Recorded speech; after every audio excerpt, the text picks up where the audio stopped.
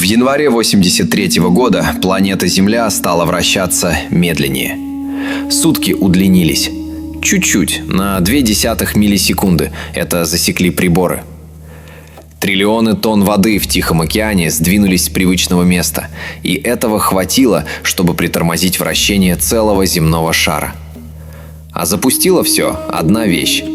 Ослабли ветры над экватором. Просто перестали дуть, как обычно. К этой истории мы еще вернемся.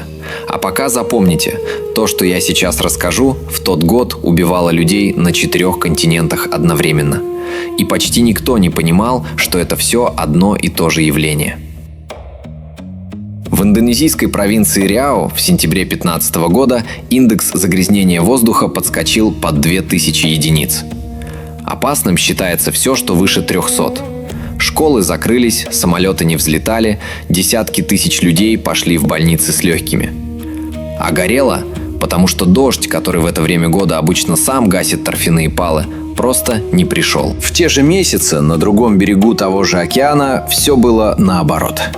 В Перу реки вздуваются и тащат в себе в сотни раз больше воды, чем им положено. Дороги превращаются в каналы. И происходит это там, где дождь вообще-то редкий гость. Калифорнию в такие годы заливает неделями. Австралию сушит до пепла. Восточную Африку топит. Бразилию выжигает засухой. Все эти сюжеты связывает не общий заголовок и не злой рок.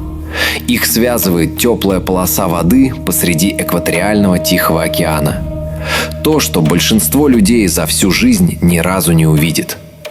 И через несколько месяцев эта вода, скорее всего, постучится к вам в дом. Подорожавшим рисом, кормами, кофе, может, перебоями с электричеством. От теплого пятна в океане до ценника в вашем магазине дистанция короче, чем кажется. Океан работает как огромная машина с устоявшимся режимом, и режим этот держится годами. Над экватором дуют пассаты, постоянные ветры, и они гонят теплую поверхностную воду на запад, от Южной Америки к Индонезии и Австралии. Запад Тихого океана от этого парит, как накрытый котел. Над ним вечно копятся облака и ливни. А восток, у берегов Перу, остается прохладным и сухим. У этих самых перуанских берегов холодная вода поднимается из глубины наверх. Это апфеллинг. Звучит как термин из учебника, а на деле это фундамент всей тамошней жизни.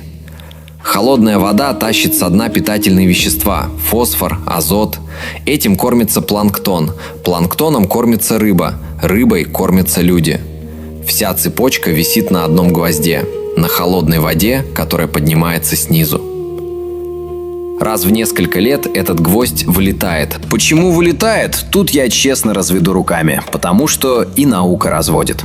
Один из самых уважаемых специалистов по теме, физик-атмосферник Джордж Филандер, сказал об этом в 1999 году примерно так. Спрашивать, почему случается Эль-Ниньо, все равно, что спрашивать, почему звенит колокол. Это его естественное состояние. По колоколу, конечно, надо чем-то ударить, чтобы он зазвонил. Спустя 100 лет исследований мы по-прежнему не знаем точно, что именно по нему бьет. Знаем только, что он звонит. Когда колокол звонит, пассаты слабеют. Теплая вода, которую они держали на западе, сползает обратно на восток. Огромная полоса в 1000 километров ползет к Южной Америке. Холодный подъем снизу глохнет. Еды для планктона нет, рыба разворачивается и уходит. На этом можно было бы и остановиться. Рыба ушла, рыбакам беда, локальная история. Если бы океан не тянул за собой воздух. Теплая вода греет воздух над собой. Теплый влажный воздух поднимается, и там, где он поднялся, рождаются облака и дожди. Раз вода переехала на восток, туда же переезжают и ливни. И вот результат. Куда обычно сухо, приходит большая вода, а туда, где привыкли к дождю, не приходит ничего. Струйные течения, которые рулят погодой в умеренных широтах, сдвигают свои маршруты. И погода, которая должна была случиться в одном месте, случается совсем в другом. Вот это все вместе и есть Эль-Ниньо. Само имя пришло от перуанских рыбаков еще из 19 века. Теплая вода приходила к их берегам под Рождество, и они назвали ее Эль-Ниньо – младенец, в честь младенца Христа. Для них это была сезонная странность у берега.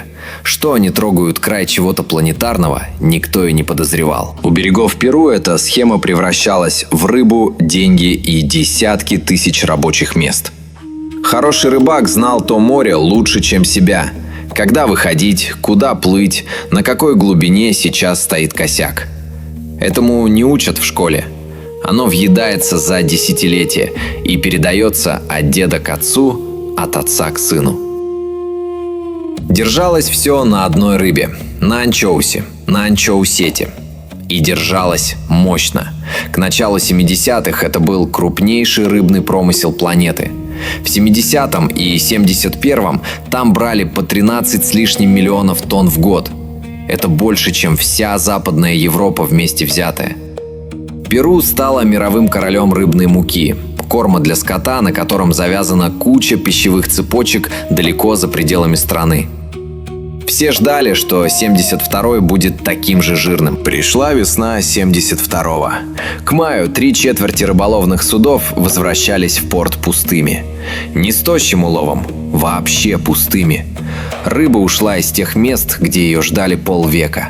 Холодная вода больше не поднималась снизу. И тут совпали две беды разом.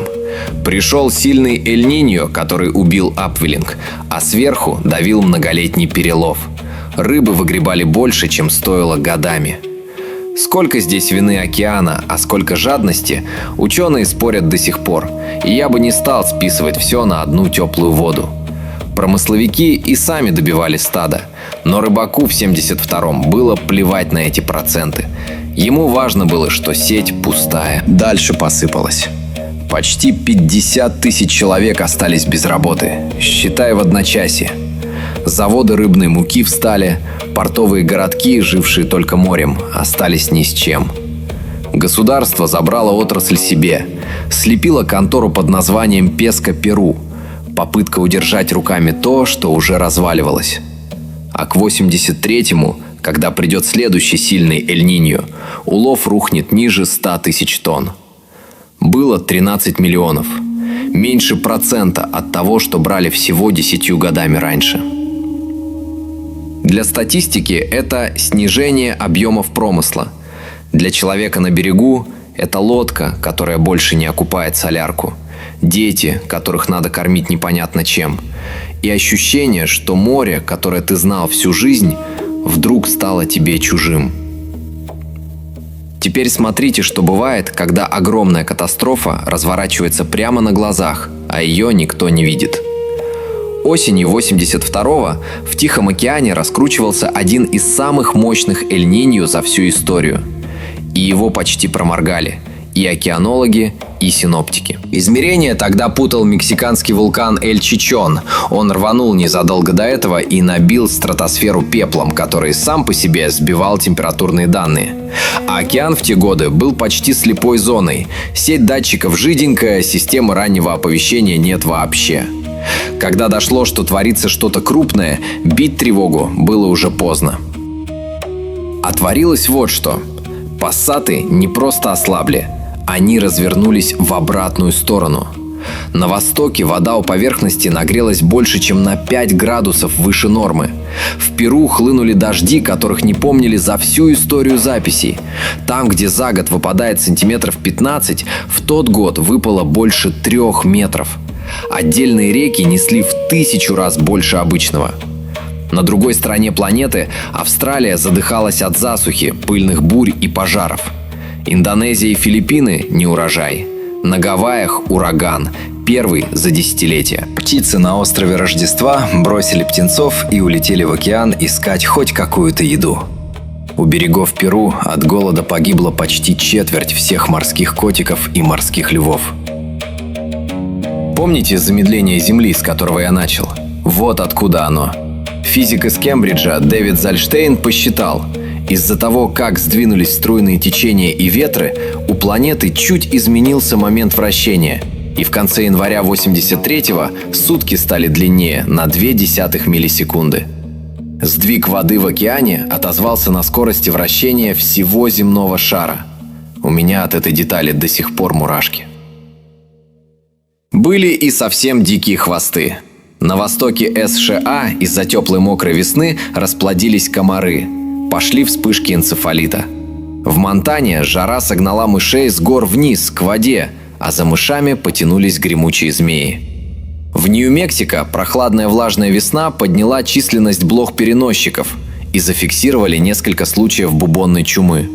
Чума в 20 веке на хвосте у теплой воды в Тихом океане. Тогда никто не сложил это в одну картину. Засуха в Австралии – одна новость, потоп в Перу – другая, ураган на Гавайях – третья. Разные страницы, разные объяснения. Общий счет подвели позже. Около 2000 погибших, а прямой ущерб тогда оценили примерно в $13 миллиардов. Хотя с деньгами история отдельная и поучительная. В 23 году экономисты из Дартмутского колледжа Кристофер Каллахан и Джастин Менкин пересчитали последствия. Но не сам год катастрофы, а 5 лет после нее, когда экономика медленно отходила от удара. У них вышло, что событие 82-83 стоило мировой экономике порядка $4 триллионов. Цифра спорная, методика новая, и не все с ней согласны. Но логика простая. Тропические бедные страны вроде Перу и Индонезии после такого удара не выпрямляются сразу. У них и через 5 лет ВВП был ниже, чем мог бы быть, на 10 с лишним %. Закрылся рыбозавод, уехала молодежь из портового городка. Уехала молодежь, некому открывать его обратно, когда рыба вернется. И только собрав все вместе, поняли – это был один процесс. Не местная странность у перуанского берега, а перестройка всей планеты разом. К 97-му человечество подготовилось. Спутники, буи по всему океану, карты температур, компьютерные модели. В январе зонды нащупали странно теплую воду на глубине 150 метров в западной части океана. То есть машина уже закипала внизу за месяцы до того, как это стало видно сверху. И на этот раз предупредили заранее. Прошли весь эпизод от начала до конца, по всем правилам. Самое неприятное вот что. Предупреждение сработало, а удар все равно пришел в полную силу. В Индонезии засуха дала пожарам на Борнео разгуляться на площади больше 1 миллиона акров. Там фермеры жгут лес, расчищая землю, и обычно эти палы гасят регулярные тропические ливни. Ливней не было, огонь пошел куда хотел. Дым накрыл Малайзию, Сингапур, кусок Таиланда. Больше 22 миллионов человек дышали гарью, больницы захлебывались пациентами с легкими. В Сомали потопы устроили вспышку лихорадки и холеры. В Кении после наводнений от малярии умерло больше 1500 человек. В Индонезии не хватило больше 3,5 миллионов тонн зерна. В стране, где жило за 200 миллионов, еда стала роскошью. А Калифорнию в это же время топило. Зима 97-98 вышла одной из самых мокрых в истории штата. Одна Санта-Барбара получила почти 57 сантиметров дождя за февраль. Оползни, смытые дороги, дома под водой. 98-й стал тогда самым теплым годом за всю историю наблюдений. Запомните эту фразу. Так что да, механизм видели, данные были, прогноз дали верный. Полностью смягчить удар все равно не вышло. Погода не тормозит от того, что мы наконец поняли, как она устроена. Здесь легко все испортить одной кривой фразой, поэтому давайте по-честному. Эль-Ниньо не нажимает одну кнопку «плохо» на всю планету и не устраивает одну общую беду. Он меняет вероятности. Где обычно дождливо, может стать сухо. Где сухо, может затопить так, что земля не успевает глотать. Когда дождевая зона уползает за теплой водой, муссоны в Азии сбиваются с графика. Африканский рог получает лишнюю влагу. Австралия и Индонезия недополучают. Юг США зимой теплеет и мокнет. Рыба у Перу пропадает, пока холодная вода не вернется. Кстати, если эта тема вас затягивает так же, как меня, подпишитесь на канал. Я тут регулярно копаюсь в том, как невидимые механизмы природы переворачивают жизнь людей. И впереди еще много такого. Ладно, вернемся к океану. Но ткнуть пальцем в любое наводнение и сказать «вот это Эль-Ниньо» так нельзя. На каждое бедствие наваливается куча всего. Рельеф, состояние почвы и лесов, сколько воды в водохранилищах, как застроен город, не сгнила ли инфраструктура. Эль-Ниньо тут чаще всего не единственный виновник. Он скорее тот, кто подталкивает уже шаткую конструкцию в сторону обрыва. У него есть зеркальный брат – Ла-Нинья. Там все наоборот. Пассаты дуют сильнее обычного, теплая вода жмется к западу, холодный подъем у Перу не просто восстанавливается, а прет с удвоенной силой. Центр и восток океана становятся холоднее нормы, дожди снова переезжают, Австралия и Индонезия опять мокнут. Засуха, что была при Эль-Ниньо, легко сменяется потопом при Ла-Нинье. Я для себя это держу как маятник, планетарный с периодом в 2-7 лет, и при этом ни разу не качается одинаково. В этом маятнике есть и плюс. Раз есть ритм, есть предсказуемость хотя бы в общих чертах.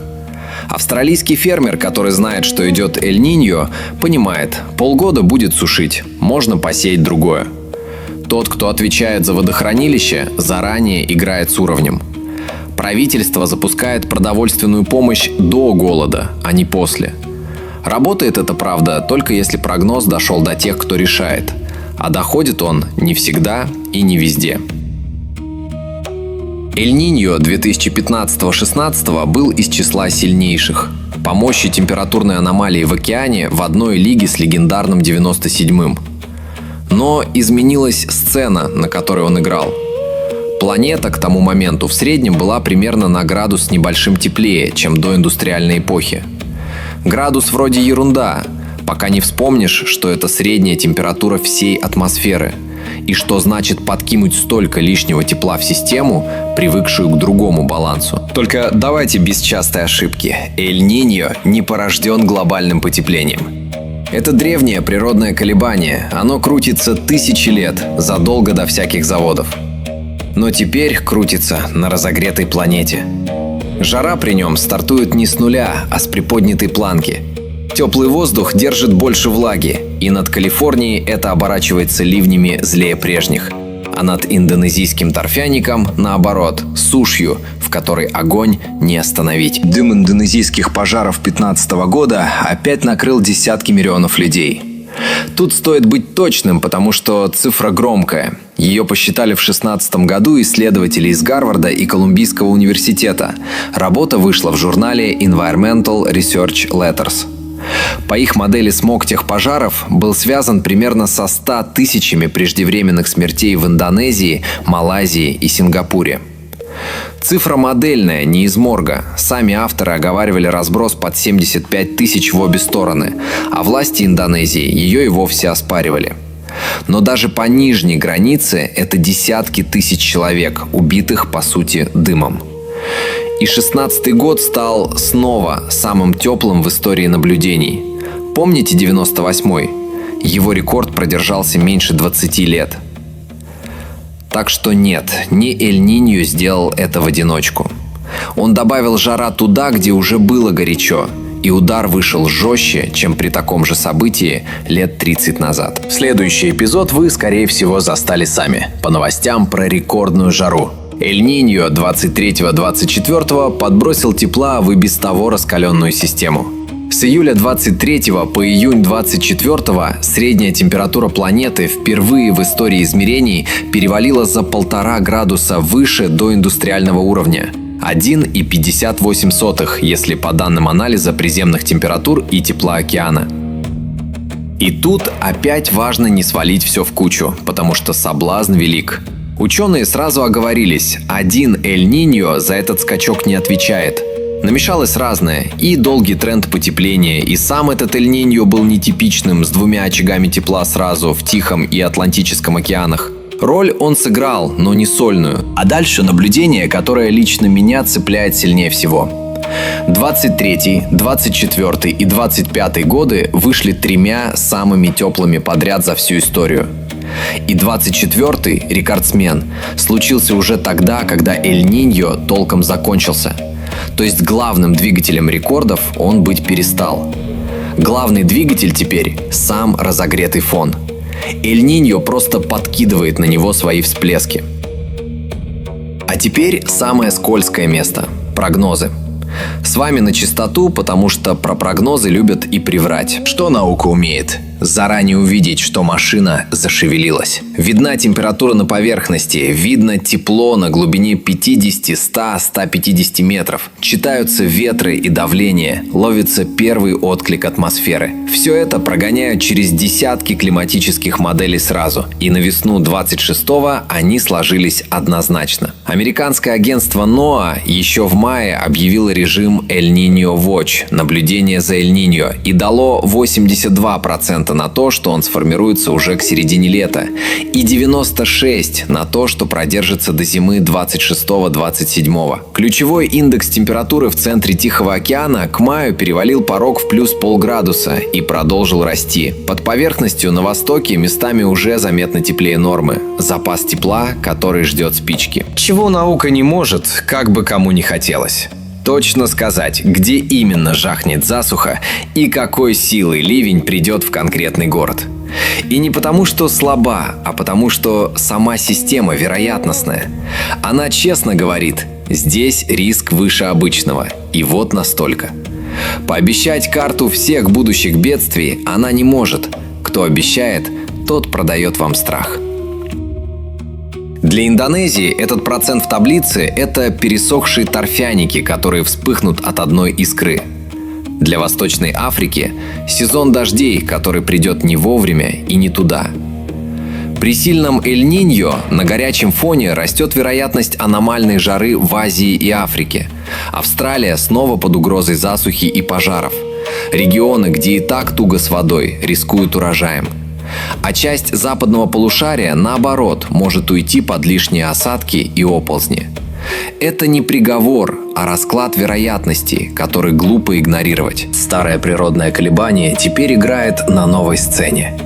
Фон горячее, чем когда-либо за всю историю приборов. Значит, та жара, что Эль-Ниньо накладывает на регионы, начинается с приподнятой планки. Засуха быстрее превращается в водный кризис. Сельскохозяйственные сезоны летят не где-то локально, а в тех самых местах, что кормят полмира. Пожары, которые раньше потухли бы сами, теперь стоят неделями. Опасен не один страшный день. Опасны месяцы сбитого климатического режима. Тихое, ползучее давление на воду, на урожай, на больницы, на цену хлеба в магазине за 1000 километров от любого океана. В обычный год у региона есть запас прочности. Резерв в водохранилище, зерно на складах, больницы, которые тянут привычную нагрузку. Эль-Ниньо не обязательно ломает это напрямую. Он давит. Где было крепко – выдержит. Где держалось на соплях – порвется. Возьмите Кению 97-го. Проблема была не в том, что дождь пошел, а в том, что в стране со слабым водоснабжением потоп мгновенно обернулся малярией и 1500 смертей. Сам по себе ливень столько бы не убил. Я возвращаюсь туда, с чего начал. Рыбак выходит в море, которое знал всю жизнь, и не находит рыбу там, где она была всегда.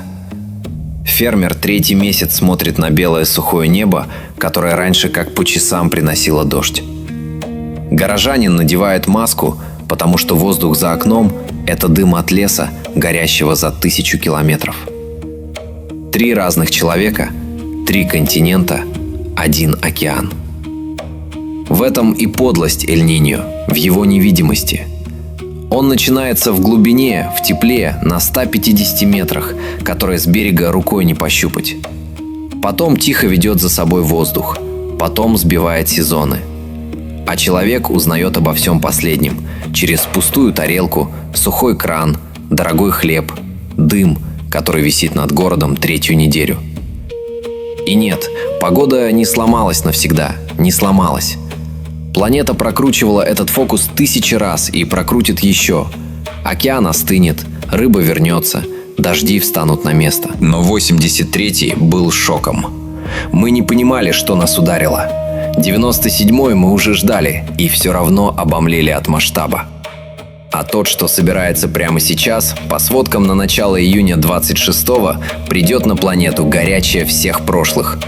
И считать его последствия мы будем не в индексах и не в процентах из таблиц НОАА. Мы будем считать их в пустых сетях, в подорожавшем рисе и в днях, когда над городом нельзя открыть окно. Не прощаемся.